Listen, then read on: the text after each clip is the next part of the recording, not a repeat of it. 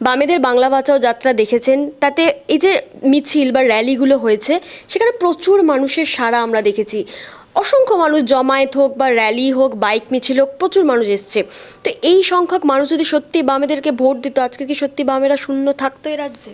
এটার উত্তর দিতে গেলে আমাকে শুরু করতে হবে 2021 সালে যে ব্রিগেডে যে সমাবেশ হয়েছিল ভোটের আগে, যেটাতে সেলিম ছিল, অদিত চৌধুরী ছিল, আমাদের নওশাদ সিদ্দিকীও ছিল। সেই র্যালিটা দেখে কি কারোর মনে হয়েছিল যে শূন্য হবে? মনে হয়নি তো। সব জায়গায় রিপোর্ট করেছিল, সব কাগজে, যে অনেক দিন বাদে এই রকম ব্রিগেড স্বতঃস্ফূর্তভাবে এত মানুষের ব্রিগেড ভাবা যায় না। 2011 সালে না, 2021-এ যে ব্রিগেড হয়েছিল। আচ্ছা, আবার আমি বলছি 2011 সালে বুদ্ধ ভট্টাচার্য হারলো, বুদ্ধবাবুর সাথে আমার মনে আছে যে মিছিলটা বেরিয়েছিল যাদবপুর ইউনিভার্সিটির প্রায় কাছ থেকে, এবং সেই মিছিল বিশাল মিছিল র্যালি চলেছে। বুদ্ধবাবু যে মনীশ গুপ্তর কাছে হাঁটতে পারে সেটা কিন্তু মনে হয়নি। আসলে যখন সমাবেশ করা হয় সেই সমাবেশে প্রচুর জায়গা থেকে লোক আসে।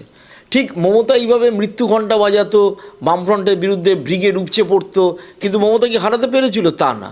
আসলে ভোটার যারা নিচের তলার ভোটার, একদম সাধারণ মানুষ, গরিব মানুষ, নিম্ন মধ্যবিত্ত মানুষ, তাদের যতক্ষণ না ভোটটার দেওয়ার ধরন, প্রকৃতি, মানসিকতার পরিবর্তন আসছে, ততক্ষণ কিন্তু ওই ভিড় কখনো ভোটে পরিবর্তন হয় না।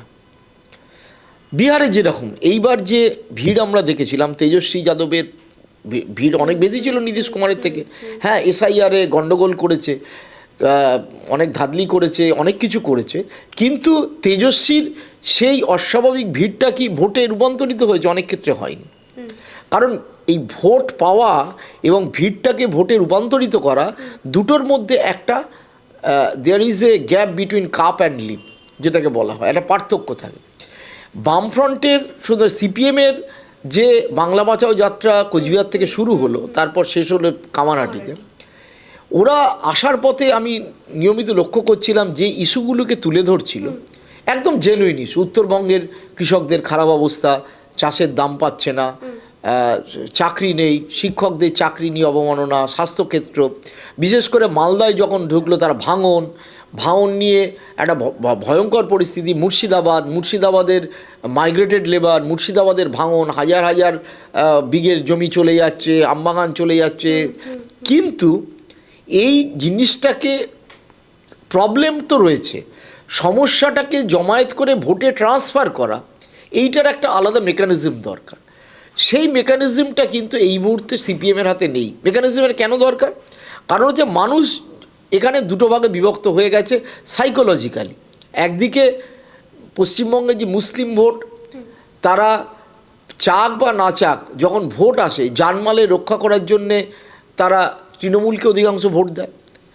রাজ্যের যদি 128টি আসন আসলে 128-30টার মধ্যে, যে কারণে হুমায়ুন কবির বলছেন 131টা দেবে, অ্যাকচুয়ালি 128-30টা আসন মুসলিম ডমিনেটেড, পুরোপুরি না হলেও ভোটে প্রভাবিত। তো সেই ক্ষেত্রে তারা 110টি আসন মমতা বন্দ্যোপাধ্যায়কে তারা ভোট দেয়, কারণ বিজেপি তাদের কাছে একটা আতঙ্ক। ওইখান থেকে এগিয়ে মমতা ব্যানার্জি নামলো।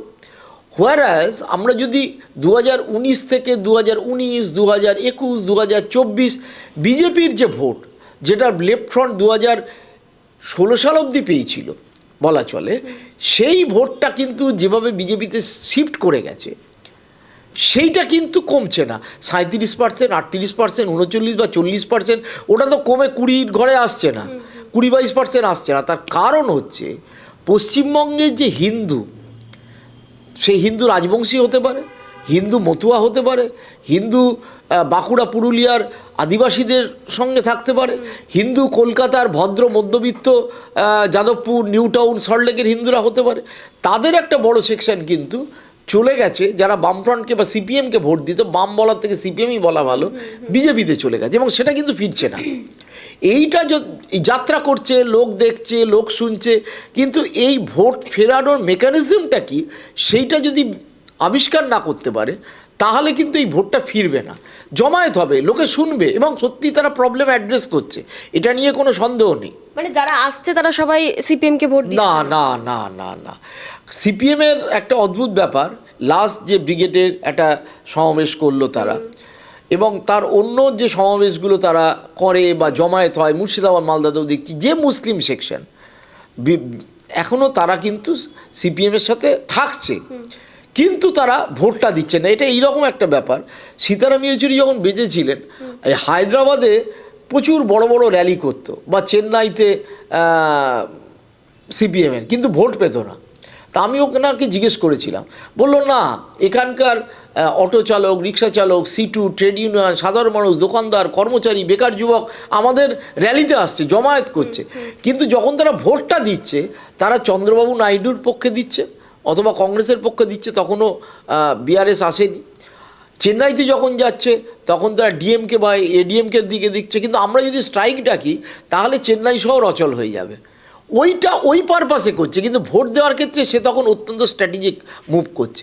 এই ক্ষেত্রেও এই যে জমায়েতের যে ভিড় দেখা যাচ্ছে, তারা যখন ভোটটা দিতে যাচ্ছে না, তখন প্রথম কথা ভোটটা বিভক্ত।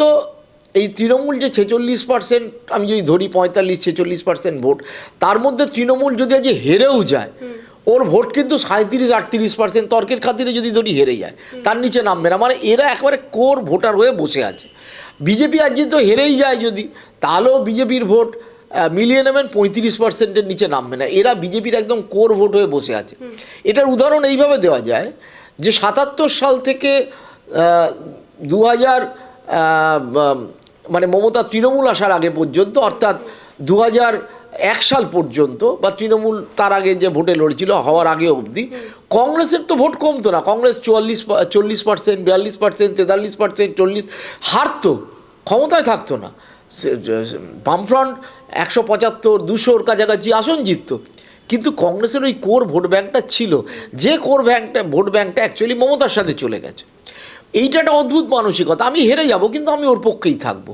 এটা মানুষের মানসিকতা, সাধারণ মানুষের মানসিকতা। এইটা সিপিএমের কাছে ছিল 2016 পর্যন্ত। কিন্তু সিপিএমের এক অংশ উগ্র মুসলিম মমতা বিরোধিতার কারণে এখন ঝটাং করে 2019 সালে চলে গেছে বিজেপিতে, এবং সেটা আর ফিরছে না। এই ভোটে যদি তৃণমূল যেতেও, তাহলেও কিন্তু বিজেপির এই কোর ভোটটা থেকে যাবে। সিপিএমকে এটাকে আনতে গেলে সিপিএমের যে স্ট্র্যাটেজিতে চলতে হবে, আমি জানি না সিপিএম সেই স্ট্র্যাটেজি কতটা চিন্তা করবে। লোক জমবে, কথা শুনবে, কিন্তু ভোট দেওয়ার ক্ষেত্রে হবে না। আর এই যে যেটা ভাগ হয়ে গেছে, এটা কি বেশিরভাগ শহুরে ভোটারের সংখ্যাটাই বেশি, নাকি গ্রামের দিকেও রয়েছে এটা? এই যে গ্রামের দিকে তো রয়েছে, নয়তো বিজেপি এত গ্রামাঞ্চলে সিট জেতে কী করে? গ্রামে তো সিট জেতে, শহরেও হয়েছে, গ্রামেও হয়েছে। না, আমরা যেটা বলি না যে মধ্যবিত্ত বাঙালি, না মধ্যবিত্ত বাঙালি কত? মধ্যবিত্ত ভদ্র বাঙালি 10%, 12% হবে, বাদবাকি তো গ্রামের মানুষ। তারাও তো, আর গ্রাম বলতে কি আগেকার মতো তো সংযোগবিহীন গ্রাম না। প্রত্যেক লোকের হাতে মোবাইল রয়েছে, প্রত্যেকের কাছে ইন্টারনেট রয়েছে। শহর কলকাতায় বসেও একজন রিল দেখে, ইউটিউব দেখে, ফেসবুক দেখে। গ্রামে বসেও একজন রিল দেখছে, ফেসবুক দেখছে, ইউটিউব দেখছে, প্রতি মুহূর্তে ঘন্টায় ঘন্টায় খবর দেখছে, কেবলের দেখছে। শহরের মানুষ যেভাবে ফ্যাশন করে, গ্রামের মানুষও সেভাবে ফ্যাশন করে। শহরের মানুষও যেভাবে খায়, গ্রাম শহরের দূরত্ব তার তো অনেকটা ঘুচে গিয়েছে। ফলে ওই ট্রেনটা কম বেশি একই রকম থেকে যাবে। সিপিএমকে যেটা অ্যাড্রেস করতে হবে, আমার ব্যক্তিগতভাবে ধারণা, এটা সিপিএম লিডারশিপ, তাদের পার্টি কীভাবে চলবে। তারা মমতা ব্যানার্জিকে, আমি বাংলা বাঁচাও যাত্রার পার্টিকুলার লক্ষ্য করলাম, মীনাক্ষীর কথা, আভাসের কথা, রায়চৌধুরীর কথা, মোহাম্মদ সেলিমের কথা, বা অন্যান্য যারা বলছেন, তারা যদি 10 মিনিটের মধ্যে 9 মিনিট ব্যয় করছেন মমতা বন্দ্যোপাধ্যায়ের বিরুদ্ধে, 1 বা 2 মিনিট ব্যয় করছেন বিজেপির বিরুদ্ধে।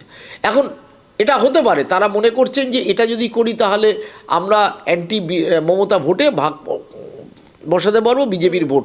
কিন্তু মুসলিমরা কি, মানে দেখো এটা তো খুব স্বাভাবিক ব্যাপার, তারা বিজেপির বিরুদ্ধে যদি বলে, মানে বিজেপি বিরুদ্ধে বলবে এবং বিজেপির সাথে মমতার এক্সপ্রেস, এটা আমার ধারণা, তাহলে হয়তো তারা বেটার রেজাল্ট করতে পারতো। যেটা আজকে যে চিন্তাটা কেরলের মাথায় এসছে, কেরলের এমএ বেবি, পিনারাই বিজয়ন, প্রকাশ কারাট, এই যে কেরলের লিডারশিপ বা তামিলনাড়ুর যে লিডারশিপ, তারা কিন্তু বিজেপির বিরুদ্ধে বেশি কথা বলছে।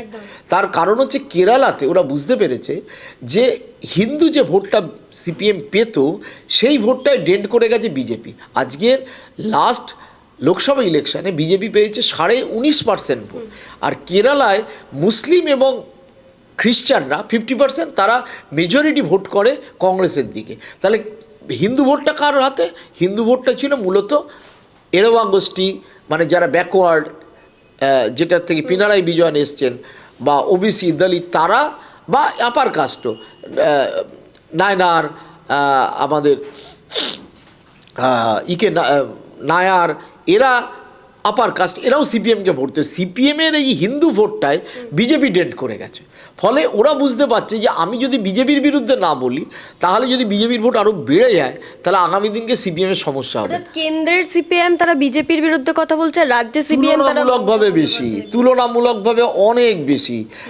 কারণ এদের কাছে প্রাথমিক শত্রু মমতা বন্দ্যোপাধ্যায়। এরা মনে করছে যে মমতা বন্দ্যোপাধ্যায়ের বিরুদ্ধে যে কথাগুলো বলছে, আমি বলছি না সেই কথাগুলো অসত্য, সেটা বলছি না, কিন্তু অভিমুখ যেটা সেন্ট্রাল লিডারশিপ এবং কেরালা সিপিএম, যেহেতু একটা রাজ্যেই ক্ষমতা আছে সেভাবেই আলোচনা করা উচিত, তারা অনেক বেশি ভোকাল। তারা যেরকম এসআইআরের সরাসরি বিরোধিতা, এসআইআর ওই রাজ্যে হচ্ছে, সরাসরি বিরোধিতায় নেমেছে, কিন্তু এ রাজ্যের সিপিএম বলছে ভালো করে এসআইআর করতে হবে। ইদানিং বলছে যে মতুয়াদের নাম কেন বাদ যাবে, অমুকের নাম কেন বাদ যাবে, কিন্তু শুরুটা ছিল এসআইআর করলে ট্রাভেলে পড়ে যাবে তৃণমূল। তো দুটোর মধ্যে কিন্তু দৃষ্টিভঙ্গিগত পার্থক্য রয়েছে। কেরল লাইন, বেঙ্গল লাইন আগেও পার্থক্য ছিল, কিন্তু it is more sharpened today than ever. এই বাংলা বাঁচাও যাত্রাতে কি মনে করছেন যে সিপিএম এর এই যে উত্তরের জেলাগুলিতে তারা তো সমাবেশ করে করে এলো, তো সেখানে তাদের বুথ স্তর থেকে সংগঠন কি মজবুত হবে, যেটা হারিয়েছে? সমস্যা যেটা হচ্ছে, বিজেপি এই যে মানে বিএলএ দিল, এজেন্ট দিল, বা ক্যাম্প লাগানো, সেই যে সারা ভারত বাংলা যদি আমরা দেখি 80,000-এর ওপর বুথ আছে, এবং প্রায় প্রত্যেকটা বুথে তৃণমূল একেবারে সক্রিয়, খুব কম বাদ। তারপরেও দেখা যাবে সিপিএমও কিন্তু সক্রিয়, বিজেপি সবচেয়ে কম। বিজেপি পাড়ায় পাড়ায়, কলকাতা পার্শ্ববর্তী জেলায় যদি দেখি, ওই যে বেঞ্চি পেতে বসে আছে, ক্যাম্প করছে, নাম তুলছে, হেল্প করছে ল্যাপটপ নিয়ে, সেটা সবচেয়ে কম। কিন্তু ভোট যখন এই লোকগুলো দেবে, তখন কিন্তু বেশিরভাগই দিয়ে দেবে বিজেপিকে।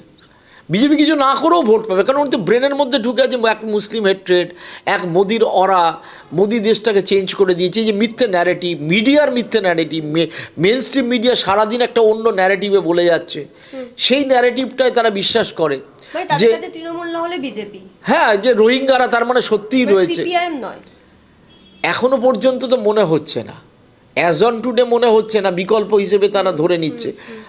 বিকল্প তখনই মনে করবে যদি সিপিএম 15টা 20টা 20টা সিট জিততে পারে। আমি একেবারে শূন্য, একটা ছেলে থার্ড বয় পেল 0, সেকেন্ড বয় পেল 77, আর ফার্স্ট বয় পেল 220 বা 215। তা শূন্যটাকে সেকেন্ড বয় আগে তো হতে হবে, তো সেক্ষেত্রে তার তো কিছু সিট জিততে হবে। এবার সিপিএম কোথা থেকে জিতবে সেটা তাকে আইডেন্টিফাই করতে হবে। আইডেন্টিফাই করার পরের প্রক্রিয়া হচ্ছে তারা কিভাবে তাদেরকে তুলে আনতে পারবে।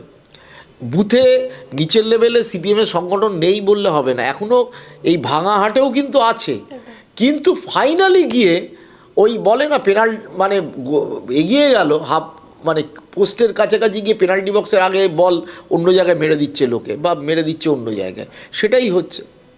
স্যার একেবারে একটু অন্য প্রসঙ্গে যাবে, এসআইআর নিয়ে আপনি বলছিলেন একটু আগে যে এই যে মতুয়া একটা ইস্যু, এবং শুভেন্দু অধিকারী বারংবার যেটা বলছিলেন যে 1 কোটি থেকে 1.5 কোটি রোহিঙ্গা, এসআইআর তো হয়ে গেল, কিন্তু সেই রোহিঙ্গাদের নিয়ে তো কোথাও কোনো আমরা কিছুই দেখছি না যে রোহিঙ্গা। দেখো, আমরা প্রথম থেকে বলছিলাম, আমি বিশেষত, যে 1 কোটি 20 লক্ষ রোহিঙ্গা সম্পূর্ণ অসত্য কথা। অত রোহিঙ্গা মায়ানমারেই নেই, যেখান থেকে রোহিঙ্গারা আসবে তাহলে এখানে কোথা থেকে আসবে? ভারতে টোটাল রোহিঙ্গা 25-30 হাজার আছে, তার মধ্যে নূর ক্যাম্পে আছে, দিল্লিতে আছে, হায়দ্রাবাদে, এগুলো একেবারে ইউএনও, ইউনাইটেড নেশনসের নির্ধারিত বোধহয় 23,000 সামথিং বা 25,000 রোহিঙ্গা তারা থাকতে পারে। তার বাইরে হয়তো 5-7 হাজার আরও আছে ধরে নিতে হবে। এবার পশ্চিমবঙ্গে জায়গায় জায়গায় রোহিঙ্গা ক্যাম্প, রোহিঙ্গা যেন একটা অদ্ভুত সন্ত্রাসবাদী যা, তা তো না। রোহিঙ্গারা প্রথম কথা বাংলা ভাষায় কথা বলতে পারে না, রাখাইন প্রদেশের লোক, তারা অন্য ভাষায়। রোহিঙ্গারা নিজেদের মধ্যে কথা বললে কোনো বাঙালির ক্ষমতা নেই সেটা বোঝার, যে সে তামিল ভাষার মতো শুনতে, মানে একেবারে অবদ্ধ। দ্বিতীয় কথা, কিছু রোহিঙ্গা গত কবছর আগে এসে বারুইপুর অঞ্চলে ছিল না তা নয়, তারা যখন দেখলো এইসব চিৎকার চেঁচামেচি হচ্ছে, তারা অন্য জায়গায় চলে গেছে। এই বছর অর্থাৎ 2025-এ অবৈধভাবে বাংলাদেশ থেকে বাংলাদেশে টালময়েল হওয়ার পর হাসিনার সময় যেটা হয়েছিল, হাসিনার সময় রোহিঙ্গাদের একটা বড় সেকশন, কয়েক লক্ষ রোহিঙ্গা, তারা বাংলাদেশে শরণার্থী হিসেবে ছিল, বাংলাদেশে রোহিঙ্গাদের ক্যাম্প ছিল এবং তাদের জন্য ইউএনও টাকা দিত, অন্যরা টাকা দিত। কিন্তু বাংলাদেশেই যখন নিজেদেরই এই রকম অবস্থা, তখন সেই রোহিঙ্গারা পৃথিবীর বিভিন্ন দেশে ছড়িয়ে পড়ে, কিছু ভারতেও আসে। এবার ভারতে যারা বেআইনিভাবে এসছে সেই রকম কিছু রোহিঙ্গা হয়তো বর্ডারে ধরা পড়েছে, আর কিছু রোহিঙ্গা কিন্তু উত্তর 24 পরগনার ট্রেনে করে বা রাস্তার মানে স্থলপথে আসছিল, তারা অ্যারেস্ট হয় প্রায় 60-65 জন, তারা দমদম সেন্ট্রাল জেলে আছে। প্রথম থেকেই আমি বলছিলাম যে এটা একটা মিথ্যে ন্যারেটিভ তৈরি করছে, এমনকি এই বাংলাদেশিও পাওয়া যায়নি, মানে এটা তো খুব স্পষ্ট। আমরা আসলে এই বিজেপির ন্যারেটিভটা এর আগে ঝাড়খণ্ড ইলেকশনের সময় দেখেছি রোহিঙ্গা বাংলাদেশি ঝাড়খণ্ডে ব্যর্থ হলো, তারপরে শুরু করলো বিহার, এবং বিহারেও রোহিঙ্গা বাংলাদেশি, ঘুষপেটিয়া বাংলাদেশি, রোহিঙ্গা, টোটাল লিস্টের কিচ্ছু পাওয়া যায়নি। লাস্ট অবধি পাওয়া গেছে 396 জন, তাও যোগেন্দ্র যাদব, মানে ইলেকশন কমিশন ডিক্লেয়ার করেনি বা হোম মিনিস্ট্রি ডিক্লেয়ার করেনি, তারা নাকি বিদেশি নাগরিক, তার মধ্যে 76 জন মুসলিম এবং বাকিরা হিন্দু। ওই 76 জনের মধ্যে সীমাঞ্চল অর্থাৎ যেটা মুসলিম ডমিনেটেড এরিয়া ইস্টার্ন বিহারের, তারা অনেকে মৃত। ফলে ওটাও ব্যর্থ হয়েছে, এবং এটা হওয়ার পরে একেবারে মেন স্ট্রিম মিডিয়ার মোদি ভক্ত যিনি নভিকা কুমার টাইমস নামে, তিনি অমিত শাহকে জিজ্ঞেস করেছিলেন যে কত বিদেশি নাগরিক, বলে ছড়িয়ে না ও বাদ, তো জুমলা থা, ওই ঠিক জুমলা যেরকম 2014-র আগে 15 লাখ টাকার জুমলা, 2016-তে নোটবন্দির সময় ব্ল্যাক মানি প্রত্যেকের অ্যাকাউন্টে ঢুকবে আর ফিরে আসবে বিদেশ থেকে জুমলা। কদিন আগে জুমলা দিয়েছে না যে আজকে আডানির জন্যে মধ্যপ্রদেশ ছত্তিশগড়ে জঙ্গলের পর জঙ্গল কেটে উজাড় করে দেওয়া হচ্ছে, আর এক পেড় মাখি নাম মোদি 2024 সালের 5ই জুন বিশ্ব পরিবেশ দিবসে স্লোগান দিয়েছিল জুমলা। এই জুমলার ওপর দিয়ে বিজেপি চলছে, কিন্তু মুশকিল হচ্ছে এই জুমলাটার ন্যারেটিভ মেন স্ট্রিম মিডিয়া এবং সোশ্যাল মিডিয়া এমনভাবে প্রচার করা হচ্ছে, মানুষ বারবার অসত্যটাই গোয়েবলসের থিওরি। গোয়েবলস বলেছিল হিটলারকে, মিথ্যে কথা যদি বারবার দেখানো হয়, তাহলে যদি 100 বার দেখানো হয়, তো ফাইনালি অন্তত 80-90% লোক ওই মিথ্যেটাকেই সত্যি বলে মেনে নেবে। বিজেপি সেই কাজই করছে। এখানে তো আরো একটা মিথ্যেও তাহলে বলতে হয়, যেখানে ওরা বিজেপির বারংবার বলছিল যে কোনো হিন্দু শরণার্থী বা মতুয়া রাজবংশী তাদের নাম বাদ যাবে না, কিন্তু অসংখ্য মতুয়ার নাম তো আজকে কি হচ্ছে, বাস্তব পরিণতি তো হয়নি। আইনটা তো শুধু মতুয়া দেখে হয় না। শ্রমিক ভট্টাচার্য জুড়ে গেলেন অমিত শাহকে বলতে, কালকে প্রাইম মিনিস্টার আসছে, প্রাইম মিনিস্টার কি বলবে তার নেই ঠিক, ও একটা আশ্বাস দেবে। কিন্তু এই বিগত 6-7 বছরে 15-20 হাজার মতুয়া 1015 অ্যাপ্লাই করেছিল, তাদের মধ্যে 100 জন বা 150 জন এ পর্যন্ত পেয়েছে, 2 মাস আগে পেয়েছিল 11, এই 1 মাসের মধ্যে আরও সংখ্যাটা শখানেক হয়তো হয়েছে, শোনা যাচ্ছে, সুনির্দিষ্ট নয়। কি করে এই 25-30 হাজার লোককে করবে? বলছে স্পেশাল ক্যাম্প করে করা হবে, সেটা কি সম্ভব? অসম্ভব ব্যাপার। এবং এই ক্যাম্পের বিষয় বলি, ওই ঠাকুরনগরের একেবারে ঠাকুরবাড়ির পাশেই মতুয়া কার্ড দেওয়া হচ্ছে, এবং ওইখানকার মানুষ, গরিব মানুষ, তাদেরকে বোঝানো হচ্ছে এই মতুয়া কার্ড নাকি সিএ এর একটা ফার্স্ট স্টেপ। এটার কোনো ভ্যালিডিটিই নেই মতুয়া কার্ড। প্রথম কথা, মতুয়ার যে ঠাকুরনগরের যে বাড়ি, ওই বাড়িটা একটা সুবিধাবাদী বাড়ি টাইপের। ওই বাড়ির একজন এমপি তৃণমূলের, একজন এমএলএ তৃণমূলের, একজন এমপি বিজেপির, একজন এমএলএ বিজেপির। ওই বাড়ির এই মতুয়াদের আন্দোলন নিয়ে, নাগরিকত্ব নিয়ে কোনো কিচ্ছু নেই।